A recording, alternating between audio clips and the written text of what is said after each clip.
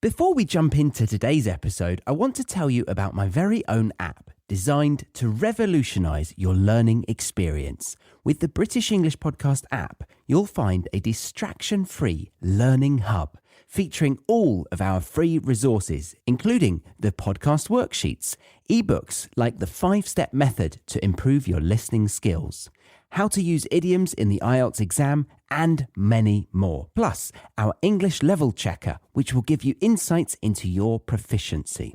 And if you're interested in our premium content, the beautifully designed app is ready to deliver it all in a seamless way. Download it now via the link in the show notes or simply search the British English Podcast in your device's app store. My dad works in B2B marketing. He came by my school for career day and said he was a big ROAS man. Then he told everyone how much he loved calculating his return on ad spend. My friends still laugh at me to this day. Not everyone gets B2B, but with LinkedIn, you'll be able to reach people who do. Get a $100 credit on your next ad campaign. Go to linkedin.com/campaign to claim your credit. That's linkedin.com/campaign. Terms and conditions apply. LinkedIn, the place to be, to be.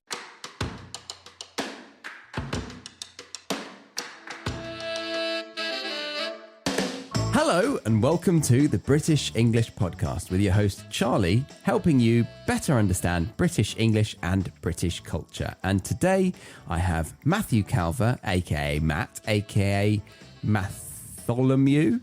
Sure. From my university days, who's lingered into my adulthood as a very, very good friend who has been living in London for many years and been abroad and then come back and then been able to understand the pros and cons of the city and been able to understand the stereotyping attached to certain boroughs. And that is what we're going to do today. We're going to talk about the stereotypes that ChatGPT has created for us to comment on. But first, hello, sir. You doing all right? Hello, still lingering around, so that's good. Thank you very much for coming on the show again. Thank you. Very welcome. What can we talk about before we go into the stereotyping? Well, let's be honest. We've just had a barbecue. We're feeling quite full. It was delicious. Thank you. My second barbecue of ever. I was going to say of the year, but it's ever. That's my second barbecue I've ever done. I mean, it was, I would say, a resounding success. Oh, great. Given it was your second one ever. Yeah. But, of course, it had too many sausages and now I feel a bit full. Bit full, yes. But the burgers were quite good. Burgers were amazing. Yeah. Any faults, any criticisms, any constructive feedback? No, I definitely wish that I'd put halloumi in mine from the beginning. When I saw you doing it and I thought, that's a bloody good idea. Really good idea. What did you think was going to happen to the halloumi? Was it part of the salad, in your opinion? Definitely, yeah. I would say halloumi is predominantly a salad cheese. Interesting. Like feta is a salad cheese. Interesting. Not having a feta sandwich, let's put it that way. It's always cheddar or brie. Yeah. Maybe Stilton. Well, see, I learnt the hard way. I was barbecuing with a friend. I was a sous chef for my friend. And he said, just chop the tomatoes for me. I chopped them the wrong way. How did you chop them? Are you getting the most out of this podcast? Imagine having all our free learning resources, including the podcast worksheets, the idioms for IELTS ebook, the 5-step method to improve your listening skills, and much more at your fingertips. With the British English Podcast app, you can access everything in one distraction-free learning hub. Plus, if you decide to upgrade to our premium podcast, Academy, or any of the courses, you can do it all seamlessly within the app.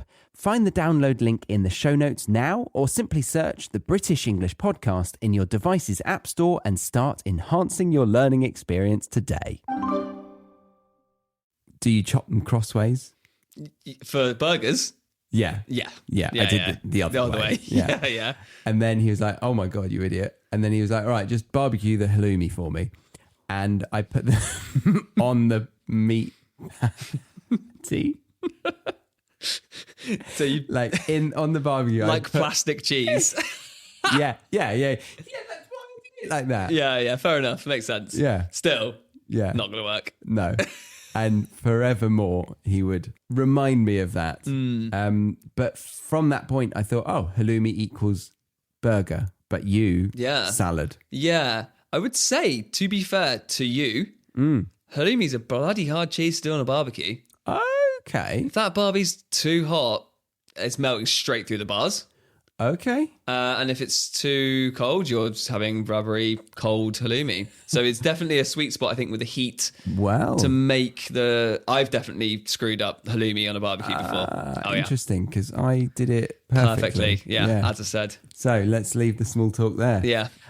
So neighbourhoods in London, stereotyping, Shoreditch first. Home to 40-year-old hipsters who still think vinyl is the future. Now, in previous episodes, you've said that Shoreditch is no longer the coolest area, which kind of rings true to what ChatGPT has just said. 40-year-old hipsters. So the hipster that was originally kind of making hipster kind of movement cool would have been 25-ish. So 10, 15 years on. I think it's probably about right. Yeah? Yeah, I think the vinyl bit probably rings true for all hipsters still. Yeah. I would say that you can take the vinyl out. No, yeah, it doesn't work. But vinyl is, I think, pretty, yeah. Try it. Go on. You can take the hipsters out of Shoreditch, but you can't take the vinyl out of hipsters. I like that. Yeah. I think that, yeah, it works. Yeah. I don't think it'll catch on. No. Not like vinyl with hipsters. No. Nice. You take the hipster out of Shoreditch. Is that what you said? The hipster out of Shoreditch? Take the hipster out of Shoreditch. Yeah. But can you? Yeah. But they take themselves, don't they? You're not doing it. Come on, mate. Come on. Let's go on the Victoria line. You like the Elizabeth line, don't you? Come on. Let's go to Haggerston now. I don't want to go to Haggerston. They've got vinyl there. Okay. Ooh, yeah. Yeah, easy. They've got craft beer. Yep.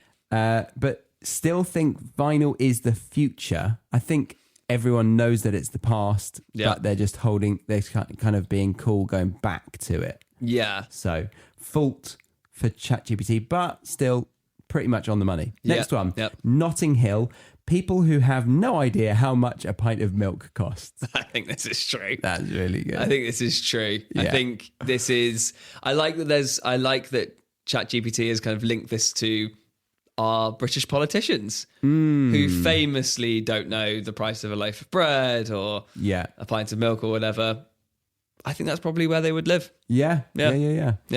It's also a home to incredibly expensive supermarkets. Like they're really bougie boutique kind of delis that I went to actually a couple of weeks ago when Stacey's parents were in. And I think a litre of milk was extortionate. I don't know how much because I don't know how much a pint of milk is. There you go. But it was a lot of money. So I think it's very true. I think this one is perfectly on the money. Yeah. I would say it's weird, I think. I've always found it strange that Notting Hill Carnival kind of is in Notting Hill. Yes. Because it's quite it's a very like rich cultural festival that doesn't really ring true of just loads of completely detached, loaded, like middle class people. Yeah. Yeah, it's very, very, what's the word? Not juxtaposition, no.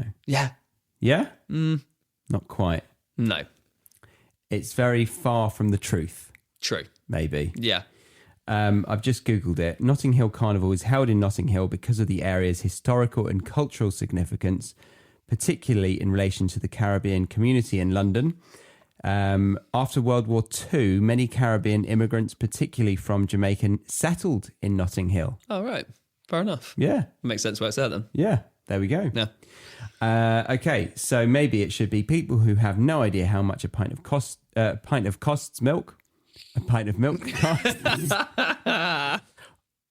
Or people who enjoy Notting Hill Carnival and have a big speaker in their window. Yeah. Notting Hill Carnival is centre of town when it comes to massive sound systems. Yeah. Okay, Chelsea, where people drink champagne for breakfast and consider it a cleanse. Yeah, again. So we could just say rich, but it's not quite that. I think it's got a sort of subtle hint at something else there. Yeah. Which is quite clever of it. Well done, AI. It is quite clever of it. It is. And what is that, do you think? It's the wellness bit, isn't it? Yes. Cleanse is a wellness thing. Yeah. Bullshit. Cleanses, by the way. Really? Total bullshit. Really? What does that mean? Cleanse what from you? Well, are you meaning any cleanse? Yeah. Like alcohol? Oh, well, not alcohol. But like cleanse what from your body? What are you cleansing? What are we getting rid of? Toxins. Yeah, but your body does that anyway. Right, okay. I think cleanse. I have no scientific literature that I can cite to say that that's a fact, but it's... I mean, I think you're safe in saying that drinking champagne for breakfast isn't a cleanse. Definitely not a cleanse. No. It's lovely. Champagne for breakfast. Yeah. Christmas Day, wedding. Oh, weddings is more lunchtime, I feel like. But Christmas Day is the exception. Yeah. I tend to have a bit of Bucks Fizz on a wedding on the first drink, I think. I go Bucks Fizz Christmas Day. Bucks Fizz, scrambled egg, smoked salmon, open your presents. Eat your presents. Okay, that's Chelsea then. Any more to add to Chelsea if you were to be the stereotyper? I mean, without being incredibly rude to people who enjoy Chelsea, it's very boring. Didn't see that coming. It is, but like being rich isn't a personality. Like it's so... Oh, that's a really good comment though. Yeah, it's just so vacant of authenticity and culture, and it's just like wealth. Wealth is not... Yeah. It's not a personality or a... It's boring. Okay, I like that. We'll Sorry, people who live in Chelsea. No. Camden is up next. Punks who refuse to accept that the 70s ended. I think that's perfect. Yeah? Yeah. Yeah, I thought that was quite astute of AI. Yeah. If you're going to come to London and you want to see some punks, the only place you can see them is in Camden. Yeah. Leather jackets galore. Spikes. Yeah. Tats, ovs. Doc Martens. Purple hair. Yeah, purple hair. Doc Martens. Safety pins. Oh, I see. Yeah. Just where? Just as like clothing accessories. Yeah, okay. Yeah. Badges, like movement badges on a backpack. 100%. And holes in clothes. That's very punk. Yes. It does overlap with Top Man. It does. Or River Island now. Yeah. Top Man. Is that rest in peace for Top Man? There's my left hand. It felt very unnatural, sort of a zigzag. Yeah. What happened to Top Man? It went online to ASOS, I think. Oh, did it? I think so. Yeah, I think. Says my fashionista wife. Okay, so that's Camden. Yeah. Spot on. Well done. Yeah. Brixton. Now, I haven't been to Brixton in a while. Creative souls and foodies all carrying reusable coffee cups. I don't think that is Brixton. I thought Brixton, the stereotype would be, watch out, you're going to get mugged. Yeah. Yeah. It's a lot, Brixton. And heavy music scene? No? They do have some live music venues. Brixton's fun, but you really have to be in the mood for it. Right. It's quite hectic, especially on a Friday or a Saturday night. Okay. It's pretty full on. Yeah.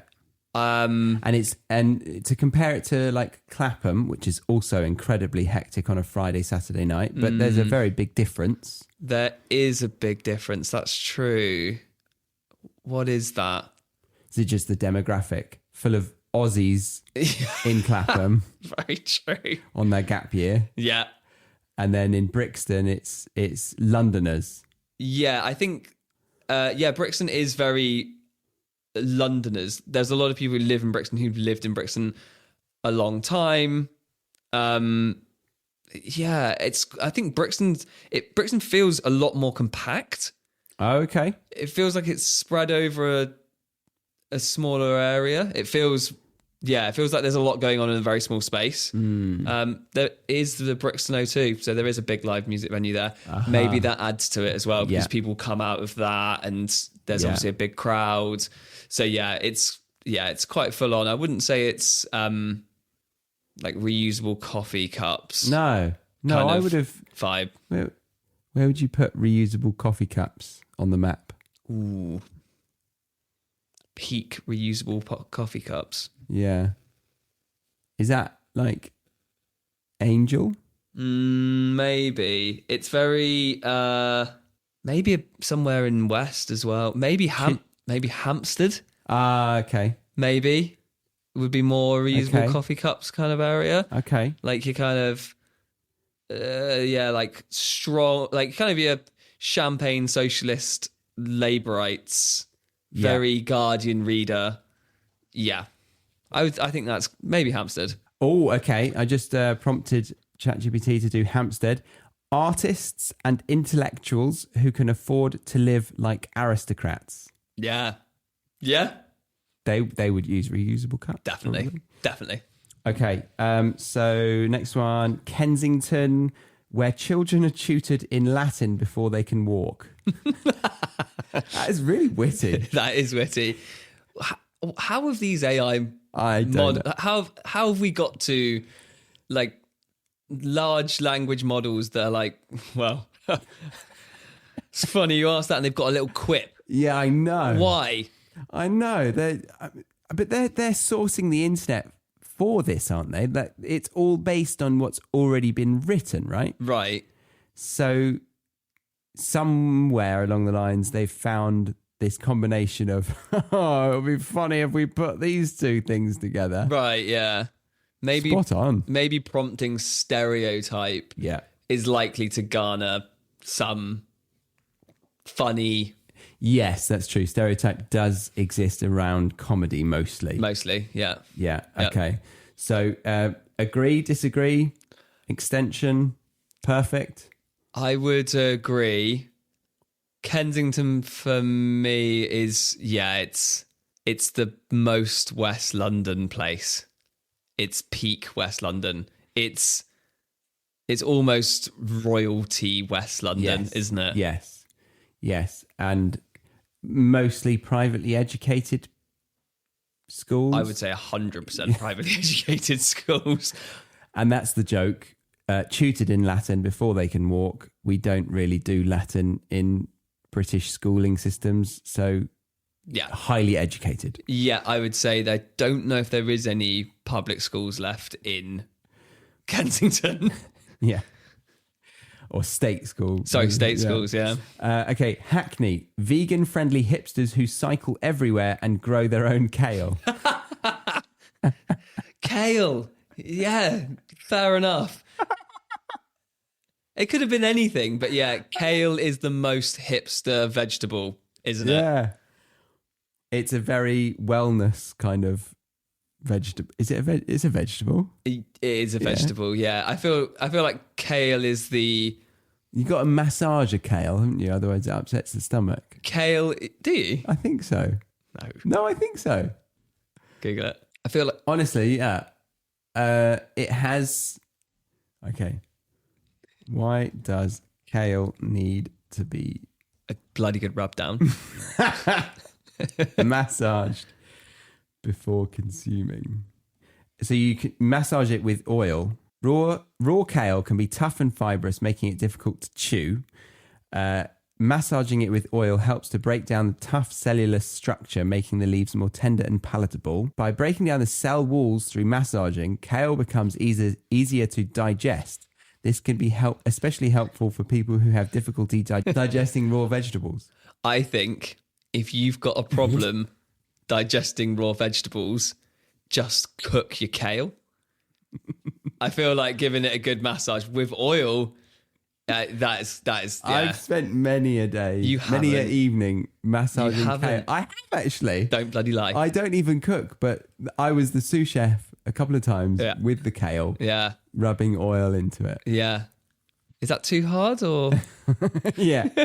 Can I get some feedback from you, Kale? Are we good? Yeah? Okay, good.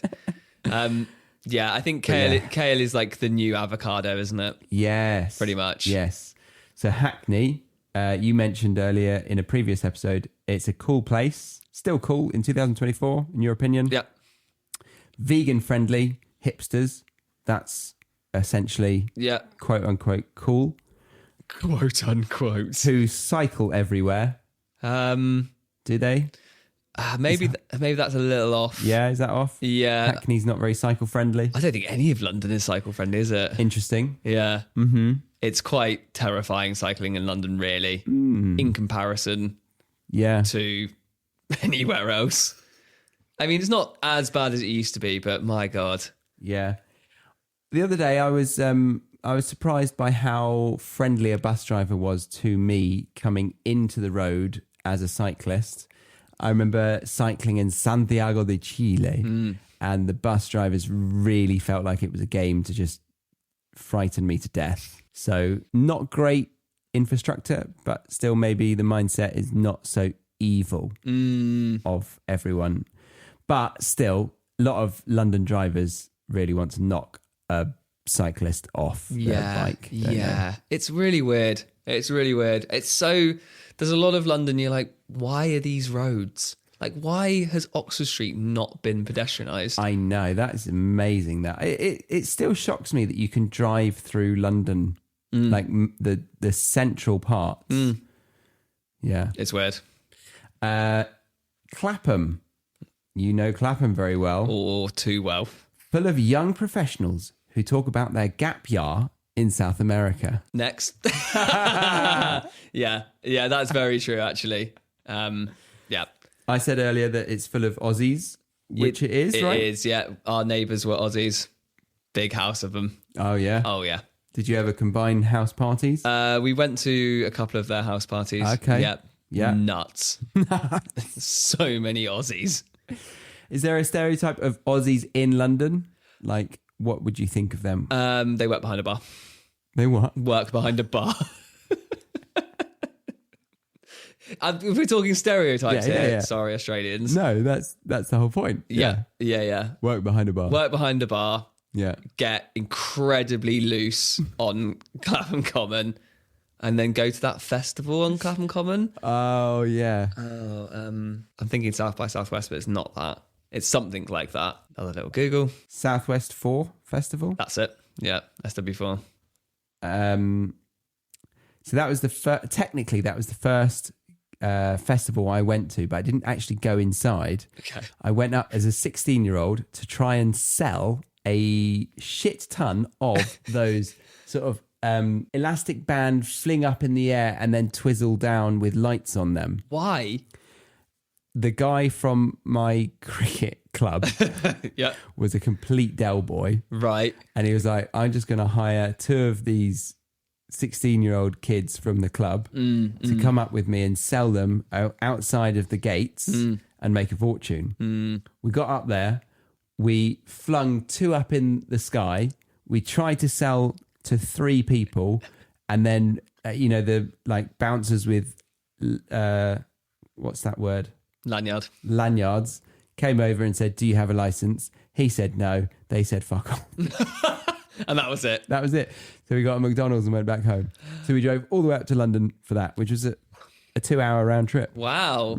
That's an afternoon well spent, isn't it? I mean, you didn't miss out very much. I mean... Do you not like that festival? No. No? No. Who's headlining this year? If it isn't Disclosure... Martin Garrix. Oh, dear. Main stage. Yeah. Do you know that? I know of Martin. Van Helden. We're not good mates. Van Helden? Armand Van Helden. Oh, Armand Van Helden, yeah. Marvin Humes. Humes. Nah, Humes. can't agree on that one. Yeah. Yeah. Okay, so that's Clapham. Yeah. Westminster, tourists and politicians trying to avoid each other. These are good. That is really accurate. These are isn't it? good. Yeah, these are really, really good. Politicians going about their day. Yeah. And tourists lapping up London. Yeah. Yeah. I think Westminster is the epicenter for a London tourist. Yeah. You've got to see Big Ben. Yeah. If nothing else, you go in Ben, you go in Two Swords, and you go in Dungeons. Those have got to be the top 3 sites. What's the big church? Abbey? The Abbey? London Abbey. The London Abbey. Westminster Abbey. Westminster Abbey. London Abbey. Lovely London Abbey. Which one? The one in London. How's Abbey treating you? Yeah, so spot on. Yeah. Yeah. All right, let's do one more.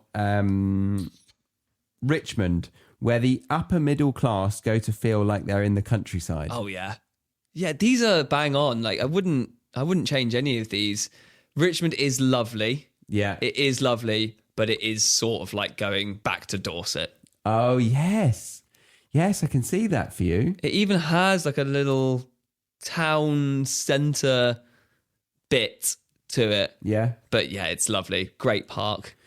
It is a great park, and you can walk around with wild deer just chilling out. Yeah, you can, yeah. And that's where the hilarious viral video, that was one of the first viral videos I remember, where the dog went like running after the deer, and then the owner shouted out, "Fenton! Yeah. Fenton! Fenton! Fenton!" for about 15 times. Because it was chasing after the deer. Yeah, right? yeah. That era of viral videos just feels kind of like the proto-internet. Yes. Videos like that were so rare. Yeah, they were so rare. And it was really nice how I remember I would come over to your flat or your house in university, second year particularly, and we would share videos. We'd be like, "Have you seen this one?" Yeah. And you'd watch it together and you'd laugh. You'd laugh. You'd seen it 16 times before, but you'd show someone else, they would laugh, and you would laugh again. And now you have That's true. compilations of funny videos that stretch into the far horizon of time. I think you couldn't watch all of the funny videos and complete them because they're just created and added at such a pace. Yeah. You'd never run out. There's only so many times you can poo in a day. Yeah. And Yeah. you can only watch 20 minutes tops. Yeah. Yeah. Yeah. You couldn't possibly complete it. You can't beat it. Yeah. Yeah. Yeah. So yeah, that felt like a very special time for a funny video because if you got a good one, It was. like the Fenton one. And somebody said, Ben, who's been on this podcast, he said the internet killed the magic trick at a party. When we were younger, I feel like that happened. Like somebody knew a trick and you'd be like, "Oh, I've never seen this before." But like since the internet, everyone knows everything. You're like, "Oh yeah, I know how to do that." And that's not really done now. I haven't seen a magic trick in years. Yeah. Yeah. Is that because of the internet, do you think? Maybe. Or is that because we're adults? Maybe. Because I don't have clowns coming to my birthdays anymore. Yeah. Yeah. But there was always there was a like card trick or something that like your dad's friend would like, Yeah. "Oh, have you seen this?" Yeah. Did you ever see the pen through the hand one? I think I did, but I can't remember how they did it. So that was I won't because I'll kind of move away, but it was a sort of doing this movement, pushing for those who are just catching this on audio, pushing the pen through the hand on the top and moving the pen with the hand back further and further, swiftly slotting the pen behind the hidden ear. Oh, yes, the ear. As you're sideways to somebody, and then the pen disappears through the hand. Ah, yeah, that was it. I remember seeing that for the first time and just being like... I remember having that done to me, actually. Yeah. Yeah, that was good. Yeah. Right, okay, we've come to the end of the list. So there we are, the stereotypes of the boroughs of London. Thank you very much, Matt, for taking part in this one. Lovely. Thank you, Charlie. All right, well done, guys. See you next time on the British English Podcast. Bye-bye. Goodbye.